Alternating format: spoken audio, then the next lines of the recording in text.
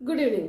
आज हम लोग पढ़ाई करेंगे वर्ग 8 विषय अतीत से वर्तमान अध्याय 12 राष्ट्रीय आंदोलन 1885 से 1947, जिसमें हम लोग आज देखेंगे आजाद हिंद फौज के बारे में। हम वैसे आजाद हिंद फौज के बारे में आज अध्ययन करेंगे जिसका स्थापना सुभाष चंद्र बोस के द्वारा किया गया था। तो पहले हम लोग सुभाष चंद्र बोस के बारे में थोड़ा सा जान लेते। इनका जन्म जो हुआ था वो 23 जनवरी 1897 ईस्वी को हुआ, उड़ीसा राज्य के कटक क्षेत्र में। तो पूछता है कि सुभाष चंद्र बोस का जन्म कहाँ हुआ था, तो कटक में हुआ था। कटक कहाँ है? उड़ीसा में कटक है। 1919 ईस्वी में सुभाष चंद्र बोस जी कलकत्ता विश्वविद्यालय से स्नातक की डिग्री प्राप्त किए थे, मतलब ग्रेजुएशन किए थे। 1920 ईस्वी में ये आईसीएस की परीक्षा पास किए थे। आईसीएस जो वर्तमान में आईएएस की परीक्षा होती है, उसी को अंग्रेजी शासनकाल में आईसीएस के नाम से जाना जाता था। लेकिन कुछ एक दिन में इन्होंने अपने आईसीएस के पद से इस्तीफा दे दिए।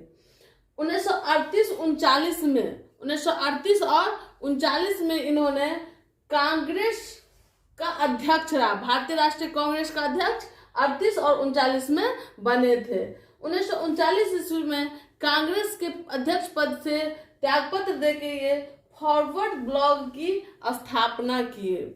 एक संगठन बनाया जिसका नाम था फॉरवर्ड ब्लॉक। अब देखेंगे कि सुभाष चंद्र बोस का भारतीय राष्ट्रीय आंदोलन में महत्वपूर्ण योगदान के लिए रविंद्रनाथ टैगोर के द्वारा देश नायक कहा गया है। पूछता है कि सुभाष चंद्र बोस को देश नायक की उपाधि किसने दी थी, तो रविंद्रनाथ टैगोर ने दी थी। इसी प्रकार से महात्मा गांधी जी सुभाष चंद्र बोस को देशभक्तों का देशभक्त बताया है। पूछता है कई बार कि सुभाष चंद्र बोस एक नेताजी के नाम से प्रसिद्ध थे, इन्हें नेताजी भी कहा जाता है। तो नेताजी इनको सबसे पहले किसने कहा था? तो इनको नेताजी जर्मनी में एडोल्फ हिटलर के द्वारा सबसे पहले कहा गया था। उस वहीं से ये नेताजी के नाम से प्रसिद्ध हो गए थे। अब एक छोटी सी कहानी है कि सुभाष चंद्र बोस 1941 में भारत से अफगानिस्तान के रास्ते होते हुए जर्मनी जाते हैं और जर्मनी में पहुंचने के बाद वहां पे वो फ्री इंडिया सेंटर का स्थापना करते हैं, जिसे एडोल्फ हिटलर के द्वारा मान्यता दी जाती है। और कई काम भारतीयों के हित में सुभाष चंद्र बोस के द्वारा किया जाता है। और फिर जर्मनी से सुभाष चंद्र बोस सिंगापुर के लिए रवाना होते हैं कि मार्च 1942 ईस्वी में रास बिहारी बोस के द्वारा इंडियन इंडिपेंडेंस लीग का गठन किया जाता है। इंडियन इंडिपेंडेंस लीग का गठन रास बिहारी बोस के द्वारा किया जाता है। कब? मार्च 1942 में। और रास बिहारी बोस के द्वारा सोचा जाता है, जून में वो निर्णय लेते हैं, मार्च में गठन करते हैं, जून 1942 में वो निर्णय लेते हैं कि ये इंडियन इंडिपेंडेंस लीग है, इसका एक मिलिट्री विंग होना चाहिए और उस मिलिट्री विंग का अध्यक्षता सुभाष चंद्र बोस के अधीन होना चाहिए। और इसीलिए वो सुभाष चंद्र बोस को, जो उस समय जर्मनी में होते हैं, उन्हें आमंत्रित करते हैं कि आप सिंगापुर आइए और इंडियन इंडिपेंडेंस लीग के लिए एक सेना का गठन कीजिए जो आपके अधीन होगा। और तब सुभाष चंद्र बोस जी जर्मनी से सिंगापुर आते हैं, वहाँ इंडियन नेशनल आर्मी का गठन करते हैं। और इस इंडियन नेशनल आर्मी का हम लोग नहीं ट्रांसलेट करके आजाद हिंद फौज कहते हैं, इसे स्वयं सुभाष चंद्र बोस ही हिंदी में बताए थे कि ये आजाद हिंद फौज है।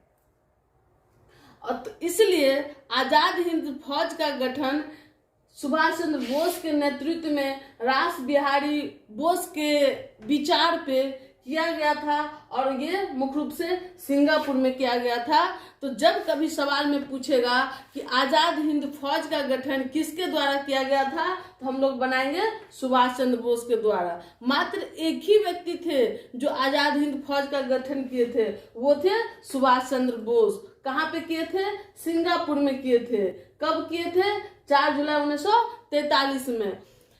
अब बात उठती है, किसी किसी किताब में दिया रहता है कि आजाद हिंद फौज का मूलतः गठन कैप्टन मोहन सिंह के द्वारा किया गया था। नहीं, ये सेंटेंस गलत है। कैप्टन मोहन सिंह के द्वारा जो किया गया था वो सितंबर 1942 ईस्वी में था और उसका नाम था इंडियन नेशनल आर्मी। सिर्फ इंडियन नेशनल आर्मी था, नहीं कि उसका हिंदी में कैप्टन मोहन सिंह ट्रांसलेट किए थे कि आजाद हिंद फौज। तो इसलिए इंडियन नेशनल आर्मी का गठन किए थे कैप्टन मोहन सिंह ने, कि आजाद हिंद फौज का गठन किए थे। आगे चल के हम लोग देखेंगे कि 21 अक्टूबर 1943 ईस्वी को सिंगापुर में ही सुभाष चंद्र बोस के द्वारा आजाद हिंद सरकार का गठन किया जाता है। एक अस्थायी सरकार गठित किया जाता है सिंगापुर में सुभाष चंद्र बोस के नेतृत्व में, जिसका नाम दिया जाता है आजाद हिंद सरकार।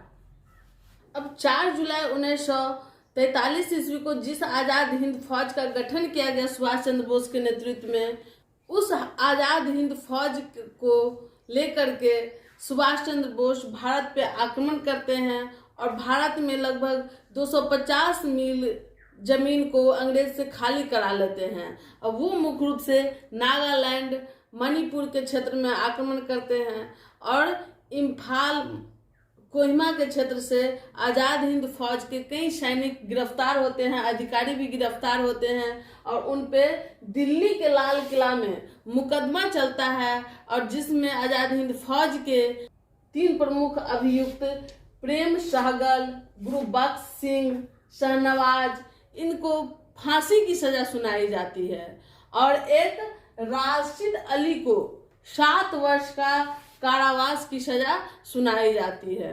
इस आजाद हिंद फौज के साथ पूरे भारतीयों का सहानुभूति था और इन तीनों व्यक्ति को जो फांसी की सजा दी गई, इसके खिलाफ में जनता में काफी आक्रोश उभरा और जनता के आक्रोश को देखते हुए और भारतीय राष्ट्रीय कांग्रेस का भी आजाद हिंद फौज के प्रति सहानुभूति के कारण एक आजाद हिंद फौज बचाव समिति का गठन किया जाता है और उस आजाद हिंद फौज समिति के द्वारा इन तीनों अभियुक्तों के सपोर्ट में समर्थन किया जाता है, जिसमें मुख्य रूप से शामिल होते हैं भुल्ला भाई देसाई, पंडित जवाहरलाल नेहरू, तेज बहादुर सप्रू, कैलाश नाथ काटजू, आसफ अली।